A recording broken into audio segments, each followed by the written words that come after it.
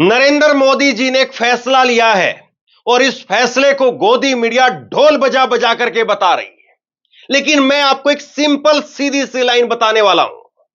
आप देखिए कि नरेंद्र मोदी जो काम 282 सीट जब उनकी 2014 के अंदर आई तब भी नहीं कर पाए, जो काम 2019 में जब उनकी खुद की अकेले 303 सीट आई तब भी नहीं कर पाए, यानी 10 साल तक वो पूर्ण बहुमत की सरकार के प्रधानमंत्री बने रहे।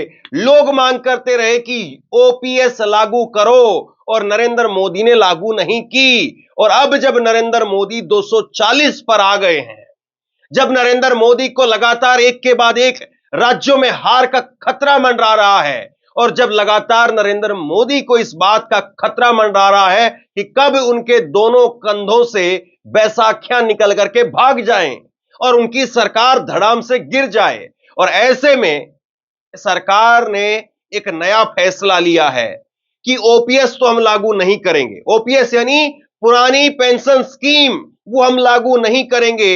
एनपीएस को लेकर के लोगों को विश्वास नहीं है, एनपीएस को लेकर के लोगों में गुस्सा है, नई पेंशन स्कीम को लेकर के लोगों में गुस्सा है, तो सरकार एक और नई चीज ले आई। सरकार लेकर के आई है यूपीएस। और आप बताइए कि ये सरकार की यूपीएस यानी यूनिफाइड पेंशन स्कीम, ये कितनी कारगर साबित होगी, या ये भी सिर्फ और सिर्फ एक जुमला बनकर के रह जाएगी। हालांकि मैं ये बता दूं कि सरकार ने अभी अभी कुछ देर पहले घोषणा की है, और अभी भी बड़ी संख्या में ट्विटर पर मैं चेक कर रहा था, 10,000 से ज्यादा लोग इसको कह रहे हैं कि ओपीएस ही चाहिए, और नंबर 1 पर ट्रेंड कर रहा है। यानी मोदी जी की स्कीम, नई स्कीम आई तो जरूर, लेकिन लोगों में विश्वास नहीं है, लोगों में भरोसा नहीं है, लोगों में गुस्सा अभी भी दिखाई दे रहा है। सबसे पहले खबर आपको दिखा देता हूं। केंद्र सरकार ने यूनिफाइड पेंशन स्कीम को दी मंजूरी, 23 लाख केंद्रीय कर्मचारियों को फायदा होगा, 1 अप्रैल 2025 से लागू होगी। अब देखिए, बड़ी बात यह है कि इस स्कीम के अंदर पेंशन देने की बात कही जा रही है। तो आप ये बताइए, ओपीएस में भी तो पेंशन दी जा रही थी, तो ओपीएस किसने बंद की? बीजेपी के समय पर। और अब ये बड़ी बात ये है कि जिसको बंद किया उसको आपने चालू नहीं किया, अब आप एक दूसरी स्कीम लेकर के आ गए।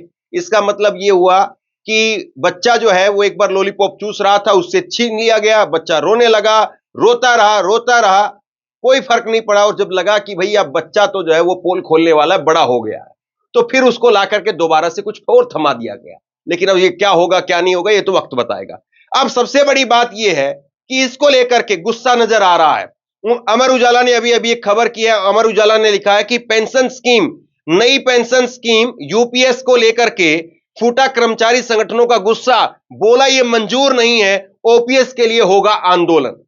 सरकार एनपीएस से यूपीएस का विकल्प दे सकती है, तो फिर ओपीएस का विकल्प देने में सरकार को दिक्कत क्या है?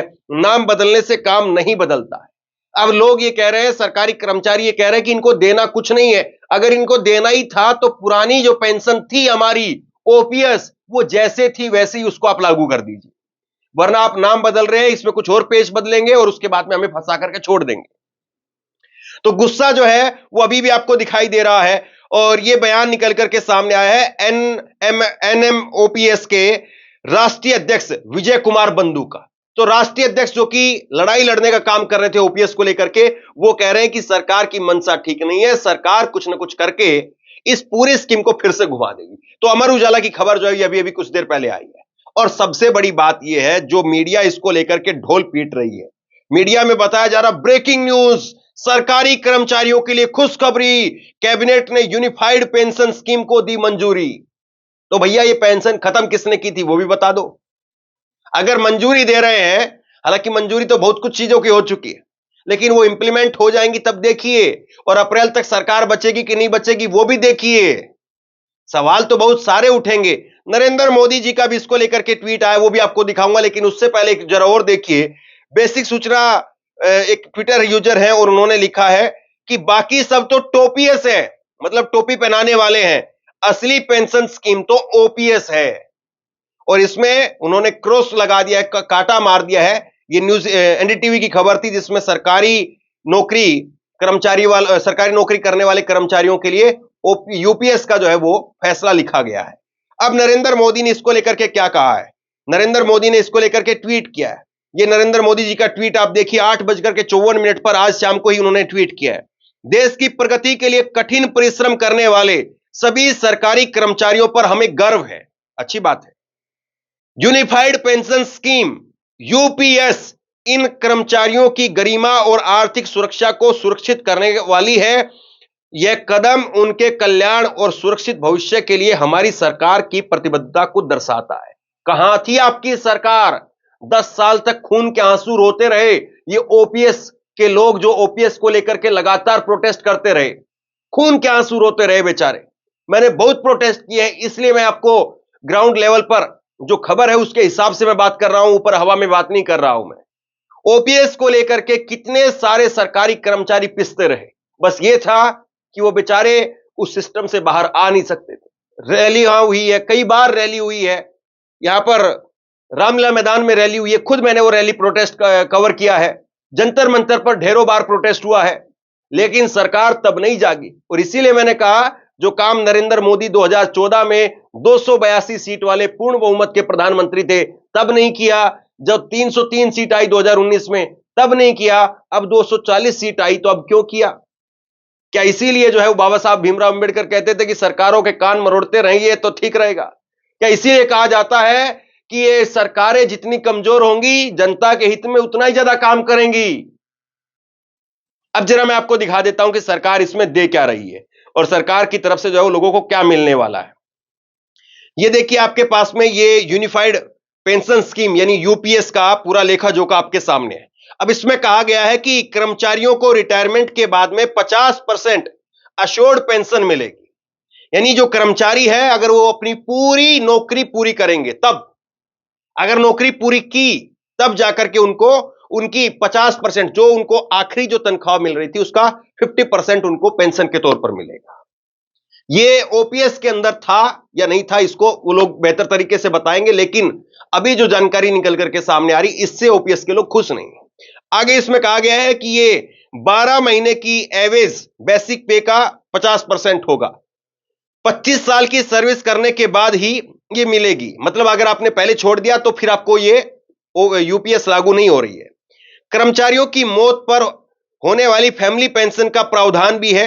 कर्मचारी की सर्विस 25 साल से कम है तो 10,000 रुपए का वेतन हर महीने मिलेगा।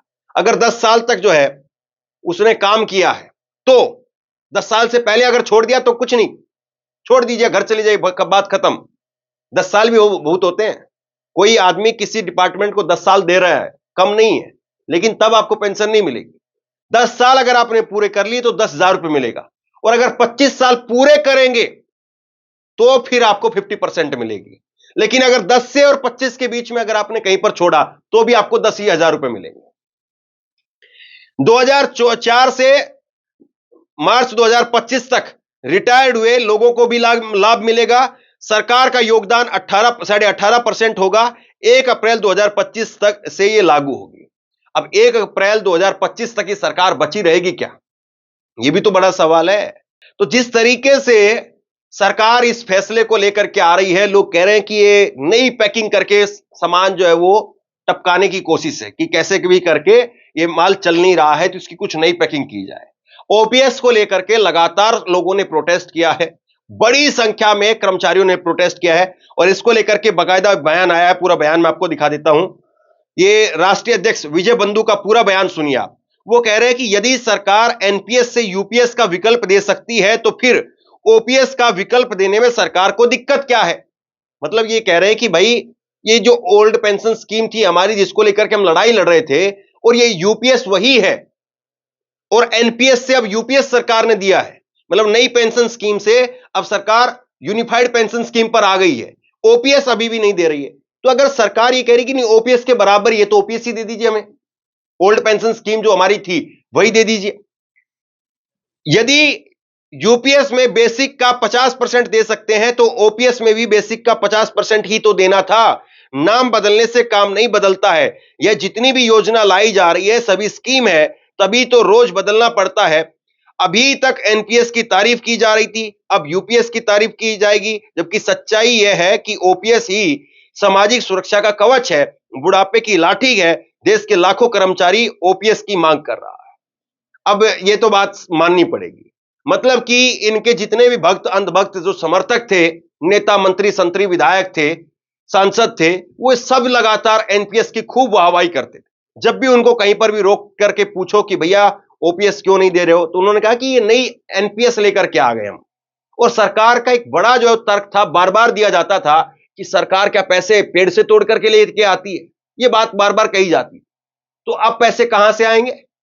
अब पैसे कहां से, कौन से पेड़ से टूटेंगे? अब कौन से माल्या से या कहां से आप रिकवर करके लेकर के आएंगे जो पेंशन के तौर पर आप दे देंगे? तो कर्मचारी अभी भी कह रहे हैं कि बुद्धू मत बनाइए, ये केवल और केवल जो स्कीमें बदली जा रही है और कुछ नहीं हो रहा है, आपको देना है तो दीजिए ओपीएस। इसलिए लगातार इसको लेकर के अभी भी विरोध दिखाई दे रहा है। बहरहाल आप लोग बताइए कि क्या ये ओपीएस की स्कीम वाकई जो है वो सरकार को फिर से लागू करनी चाहिए, ओल्ड पेंशन स्कीम वो फिर से आनी चाहिए, या फिर ये जो सरकार एनपीएस की जगह पर, नई पेंशन स्कीम की जगह पर लेकर के आई है यूपीएस, ये सही है क्या? या आपको लगता है कि नहीं ओपीएस अच्छी थी, ओपीएस दोबारा लाइए? नीचे कमेंट बॉक्स में अपनी राय लिख करके जरूर बताइए। ओपीएस, एनपीएस, यूपीएस, आप किसको सही मानते हैं? बहुत बहुत धन्यवाद।